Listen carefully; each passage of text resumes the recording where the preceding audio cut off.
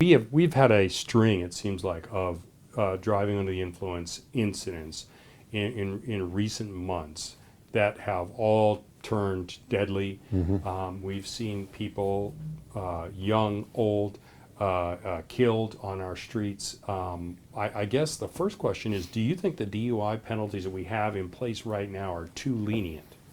Yes, they are too lenient, and that's why we've made an effort at the last couple of legislatures to try and convince our legislators to increase the penalties for both misdemeanors and felonies. You know, Steve, I've said it many times, what we're doing now isn't working.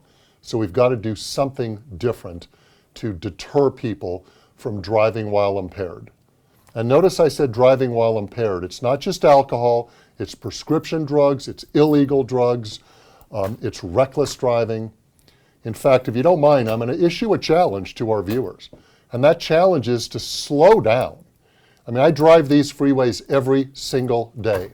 And I drive the speed limit. And I challenge Las Vegans to slow down. You know, think about the kinds of lives you are hurting, you are killing people, you are ruining people's lives, not just the people you injure in a traffic collision. And notice I didn't say accident. It's not an accident to drive while impaired. You make that decision to drive while impaired. You can kill people, you can ruin their families, and you can ruin your life and your family as well. So I'm issuing a challenge to our viewers. Number one, you've got choices rather than drive while impaired. And number two, just slow down, because so many of the traffic collisions causing people to lose their lives are being had at a speeding driver. Why do you think people do that? I mean, you know, I've seen it almost every day. Reckless lane changes, running red lights, speeding.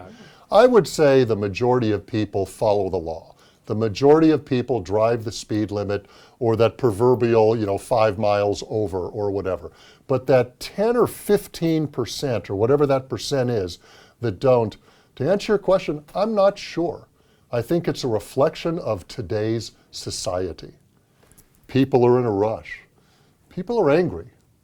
You know, in these uncertain, toxic times, I think it's different than it was 10, 15, 20, 30 years ago. I think part of it is societal. It's just different now, but we have to do something about it.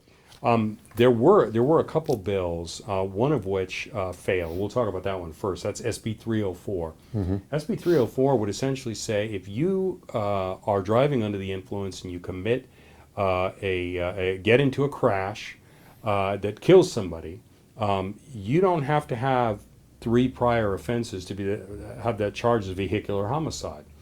That bill bounced around in the Senate. Never got a final vote.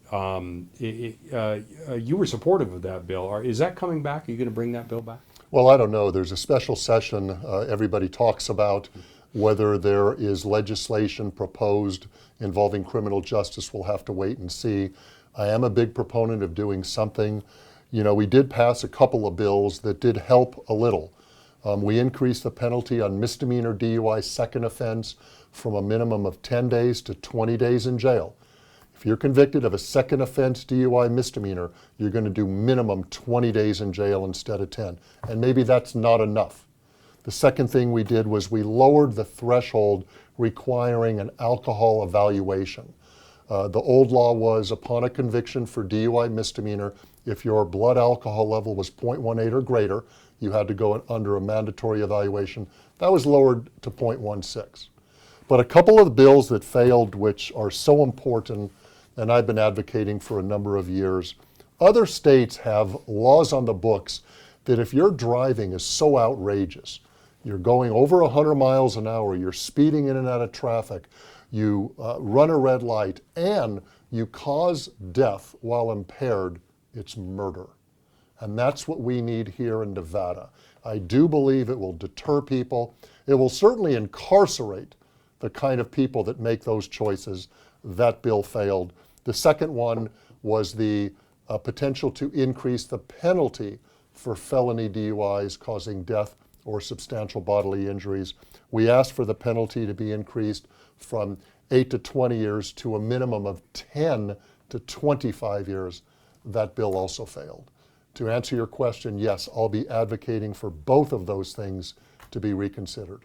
On that first bill, the legal theory is that it would be second-degree murder because drinking and driving, you would show reckless indifference to the lives of other people. There's a malice component. Yeah, a reckless indifference, not just speeding while impaired, but you're making the conscious decision to go 100 miles an hour, to weave in and out of traffic, running red lights. I mean, that's murder. That's murder. That's as bad as taking a gun and shooting and killing somebody, in my opinion. In fact, it might even be worse, because so many of our murders are instantaneous, they're reactive. The person makes that decision in just a couple of seconds. They should be punished and go to prison. But on a DUI death, when you're engaged in that kind of behavior, those are minutes that are going by. You make the decision to drink, you make the decision to drive, and then drive in that erratic manner, that's murder. When you see these incidents, you hear about these incidents, and you hear about them all because it comes to your office to prosecute them. What goes through your mind when you get yet another case, and you know there's so much attention been paid to this? It's on TV, it's in the newspaper. But that's the point. There's not enough attention. I've been advocating for years we need more public service announcements. We need the private sector to put up some money to try and get that message across stronger than we're doing now, that this is just unacceptable behavior. To answer your question, Steve, the first words out of my mouth are, oh my God, here we go again. I read the newspaper every day, I watch the news every day, I see everything that we all see, and I'm just continuously astonished that people continue to engage in this behavior. There are some cynical people who say, you know what, the casino industry, the hospitality industry, the bars in town, they don't want higher DUI penalties because that will cut down on alcohol sales and that will cut down on profits. Do you think that's true? No. We're asking people to be responsible. We're not asking people to stop enjoying themselves at bars and restaurants and casinos. Enjoy yourselves.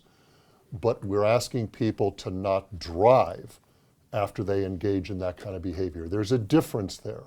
What's it going to take to affect the behavior? You know, the penalties we have now obviously aren't. So what's it going to take beyond what we have now to really make a difference? Maybe stepped up police patrolling.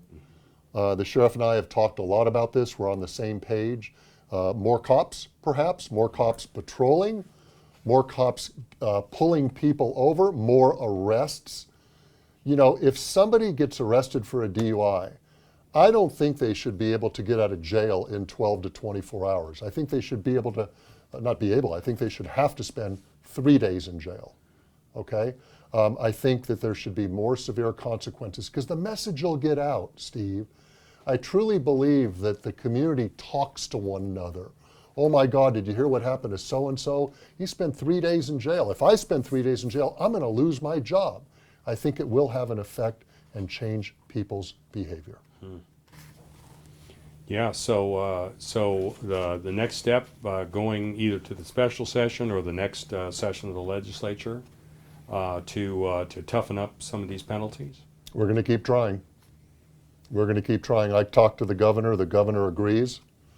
I think many of our legislators agree, but you know how legislation works. It's like, what is it, grinding sausage, whatever that phrase is.